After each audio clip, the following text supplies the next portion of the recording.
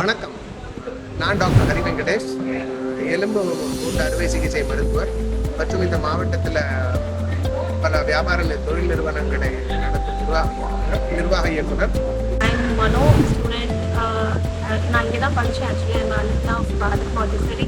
என்னோட பேர் விநாயகலட்சுமி. என் பொண்ணு பேர் நைனிகா. அவன் பாரத் வித்யா மந்திர் செகண்ட் ஸ்டாண்டர்ட் படிக்கிறான். சீனியர் பிரின்சிபல் மேம் ஒரு குழந்தையும் அவங்க ப்ரீகேஜியில் வந்தாலும் சரி, எந்த வகுப்பில் அவங்க சேர்ந்தாலும் சரி, ஒரு குழந்தையும் அவங்க ஞாபகம் வச்சுக்கிட்டு இந்த ஒரு குழந்தையுடைய நல்ல குணங்கள் மற்றும் அவங்க கிட்டே இருந்து நம்ம நீக்க வேண்டிய குணங்கள் எல்லாத்தையும் எல்லா விஷயங்களையும் அவங்க ஆராய்ச்சி அதை படிப்படியாக அவங்களுக்கு எப்படி அதை செயல்படுத்தணுமோ அந்த மாதிரி ஒரு குழந்தைங்களுக்கு இண்டிவிஜுவல் அட்டென்ஷன் கொடுத்து அவங்க அதை நிறைவேற்றணும்.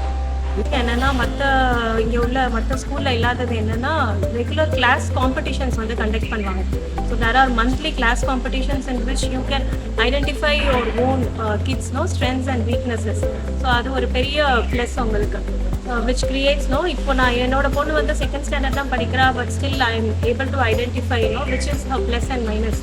ஸோ நான் அவங்க டீச்சர்ஸ் கிட்ட போய் நான் சொல்லுவேன், இது நல்லா பண்ணுறா, இது கொஞ்சம் லேக் ஆகிறா, ஸோ இதில் கொஞ்சம் கான்சென்ட்ரேட் பண்ணுங்க அப்படின்னா தே டேக் தட் ஸ்டெப்.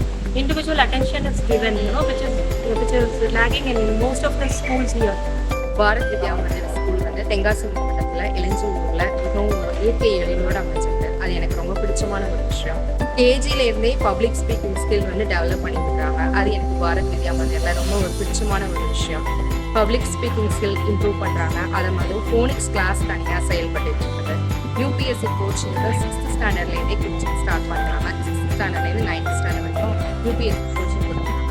அது தென்காசி மாவட்டத்திலே பாரத் வித்யா மந்திர் ஸ்கூல் தான் ஃபர்ஸ்ட் டைம் அதை அறிமுகப்படுத்தியிருக்கிறாங்கன்னு நான் நினைக்கிறேன்.